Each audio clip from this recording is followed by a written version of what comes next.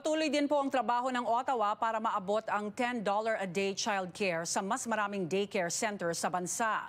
Ibinahagi ng isang may-ari ng lisensyadong daycare sa Alberta kung gaano kahalaga ito, lalo na para sa mga bagong dating sa Canada. May report si Keisha Balatbat.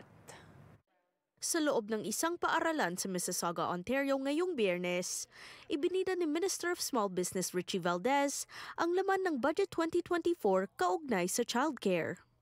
Kabilang dito ang $1 bilyong na pondo sa susunod na 5 taon para sa National School Food Program. Ipinagmalaki rin niya ang patuloy na pagpatupad ng $10 a day childcare sa bansa. Thanks to our $30 billion federal investment, $10 a day childcare is now available in 8 provinces and territories, and the rest have cut fees by 50% and are on track to join the $10 a day childcare club by 2026.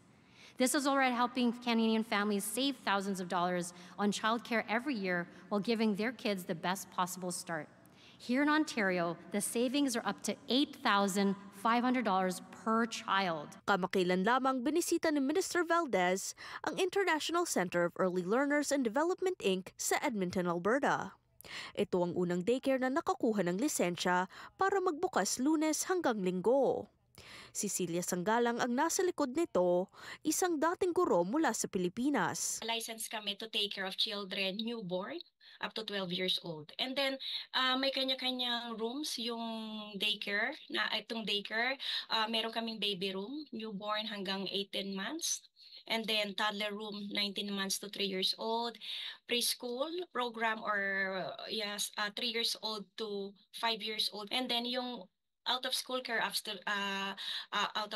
yun naman yung mga grade 1 hanggang 12 years old. Isa sila sa mga daycare na nagtatrabaho para maipatupad ang $10 a day childcare para sa lahat. Karaniwang nasa $15 a day ang average na presyo ng childcare sa Alberta, pero sa daycare ni Sanggalang, minsan napapababa niya ang halaga nito, lalo na para sa mga bagong dating. Ibinaba ko yung presyo depende sa haba ng oras na naandito yung bata. Kaya meron kaming nagbabayad ng talagang 200 lang in a month. Kung magagawan ko ng paraan na wag nating gawing $15 per hour, per day, na mapababa ko pa until maka-adjust sila, na makakita sila ng trabaho. Merong ganun eh. Sa pasilidad na ito, tinutulungan rin nila ang ilang estudyante na makakuha ng karanasan sa sektor ng childcare. Sa ngayon, meron silang 5 practicum students mula sa Pilipinas na tinitrain. Yung university, ang gusto nilang matutunan ng mga staff yung real daycare situation, set up. Wherein na hindi lang babysitting. Kasi yun yung maling idea ng ibang tao na ang daycare nagbe-babysit. No, may program din na ginagawa, parang lesson plan din.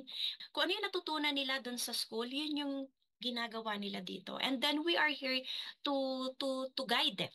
Layon din ng Alberta na makapagbukas ng halos 69,000 new childcare spaces sa taong 2026 para mabigyan ng mga pamilya ng mas maraming abot-kayang childcare.